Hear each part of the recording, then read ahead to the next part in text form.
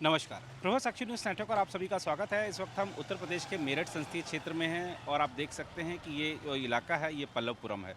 पल्लवपुरम में कुछ मतदाताओं द्वारा लोकसभा चुनाव का बहिष्कार किया जा रहा है। क्यों बहिष्कार कर रहे हैं ये जानने का प्रयास करते हैं। जी, आपका शुभ नाम? वीरेंद्र कुमार त्यागी और मैं RWA का सेक्रेटरी हूँ यहाँ पे जी पल्लवपुरम से। जी। अच्छा, एक चीज़ बताइए कि चुनाव आयोग कह रहा है कि मतदान इस बार ज़्यादा से ज़्यादा हो, रिकॉर्ड तोड़ मतदान हो। आप लोग लोकसभा चुनाव का बहिष्कार कर रहे हैं, आखिर क्या कारण है? कारण ये है कि हमारे ये दीवार सामने दीवार बंद है, जी बंद थी। जी इस बिल्डर ने जबकि न्यायालय में ये हार गया जी और इसने ज़बरदस्ती गुंडागर्दी के बल पे ये दीवार तोड़ दी और अपना गेट लगाने का प्रयास कर रहा है।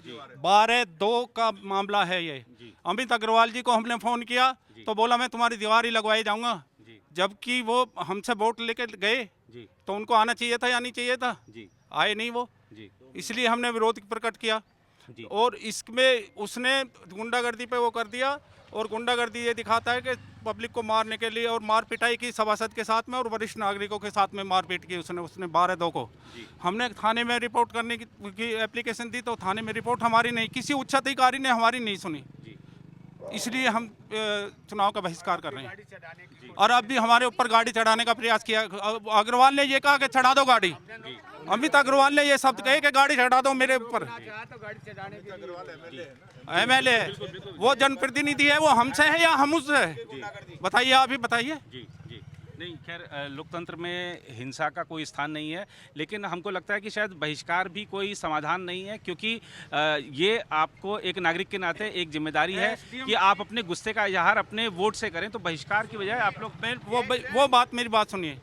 हम बीजेपी के आदमी थे, जी सही बात बताएं। जी हम बीजेपी को वोट नहीं करेंगे तो हम किसी को वोट नहीं करेंगे, जी। किसी अन्य पार्टी को हम वोट नहीं दे सकते, जी ये भी हमारा वो है। जी लेकिन सबसे बड़ी बात यह है कि SDM सरदना ने जी पैसे के बल पे पैसा लेकर के और ये जबरदस्ती गलत आदेश कर दीवार तोड़वा दी। जी। इतने SDM सरदना सस्पेंड नहीं होगा, जी इतने हम ये धरना हमारा चलता रहेगा, बादस्तूर चल रहा है उस दिन से और चलता रहेगा और इलेक्शन का बहिष्कार करेंगे। जी। और ख़ास तौर पर बहुत सारे ऐसे चैनल्स हैं जिनके माध्यम से आप अपनी जो बात है मुख्यमंत्री तक, प्रधानमंत्री तक पहुंचा सकते हैं, तो आप लोगों ने क्या प्रयास किया? हमने बहुत प्रयास किया, किसी ने नहीं सुनी हमारी, किसी ने भी। जी हमने बहुत प्रचार, इतना गड्ढा है हमारा, जो लिखत पढ़त की हमने, लेकिन किसी ने DM कमिश्नर और VC और यहाँ पे भी और मुख्यमंत्री को भी, रजिस्ट्री SDM को भी और सबको, मतलब हमने कोई नहीं छोड़ा अधिकारी तो मेरठ में, और मुख्यमंत्री को भी, प्रधानमंत्री को भी,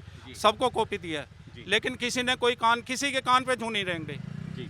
और कोई हमारी मदद के लिए आगे नहीं आ रहा है जी। और हम लोग 2 महीने से धरने पे बैठे हैं। अब आप बताइए, बच्चे हैं घर में, बच्चों के एग्जाम है, छोटे छोटे बच्चे हैं, जेंट्स ऑफिस जाते हैं, कब तक लोग अब धरने पे बैठेंगे? जी जब तक हमारा समाधान नहीं होगा हम तो धरने पे बैठे ही है ना।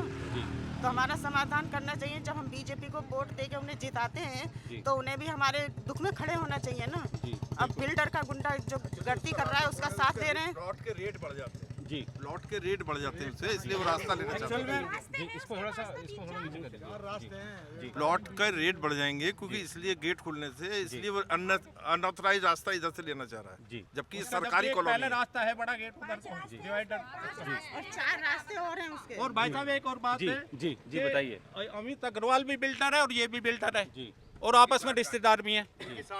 इनके आपस में 60 गांठ है, इसलिए अमित अग्रवाल हमारा साथ नहीं देता, जी बिल्डर का उसका साथ देगा। बिल्कुल। और अगर ऐसा है, आप लोग जो कह रहे हैं ऐसी ही बात है, तो ये वाकई में किसी भी जनप्रतिनिधि के लिए गलत है कि अगर आपने वोट लिया है तो आपको अपने वोटरों की बात को सुनना चाहिए।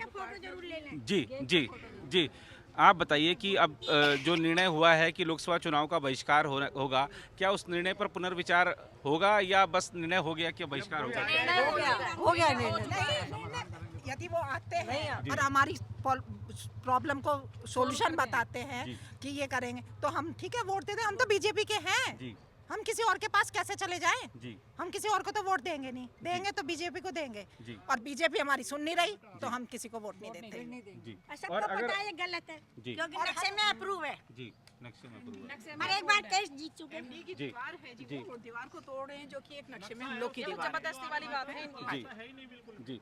नहीं, और ये जो आप लोगों ने ये जो लोकसभा चुनाव का जो बहिष्कार का फैसला है, ये कोई, जैसा आप इन्होंने बताया, आप लोगों ने सुना कि बीजेपी के वोटर हैं, लेकिन बीजेपी इनकी सुन नहीं रही है, इसलिए उनको ये कठिन फैसला करना पड़ा है लोकसभा चुनाव के बहिष्कार का।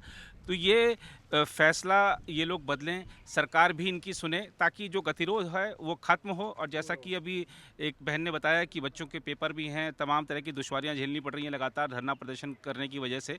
तो यकीनन लोकतंत्र में सबको अपनी बात कहने का अधिकार है और सरकार का भी दायित्व है कि वो उनकी बात सुने।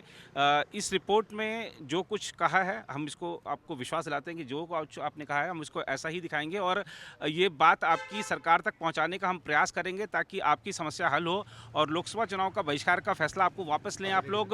और हमारे जो लोकतंत्र की मजबूती तभी होगी जब रिकॉर्ड तोड़ मतदान होगा, और हम सभी जो मतदाता हैं, हम ही भारत के भाग्य विधाता हैं, तो हम सबकी भी एक भूमिका है, एक नागरिक के जिम्मेदारी। तो हम चाहेंगे कि ये जो समस्या है सरकार सुने, योगी जी सुने, प्रधानमंत्री सुने और मेरठ वासियों की इस समस्या का हल हो। और जनप्रतिनिधि के लिए जो इनके मन में गुस्सा है, वो गुस्सा जायज़ ही होगा अगर इनके साथ ऐसा व्यवहार होगा। तो फिलहाल इस रिपोर्ट में इतना ही। कैमरामैन निहाल सिंह के साथ मैं नीरज कुमार दुबे, मेरठ से, प्रभा साक्षी न्यूज़ नेटवर्क के लिए। अगर आप भी लेना चाहते हैं देश दुनिया की तमाम जानकारी तो आज ही सब्सक्राइब करें हमारे चैनल को। साथ ही नीचे दिए बेल आइकन को जरूर दबाएं ताकि हर अपडेट आप तक पहुंच सके।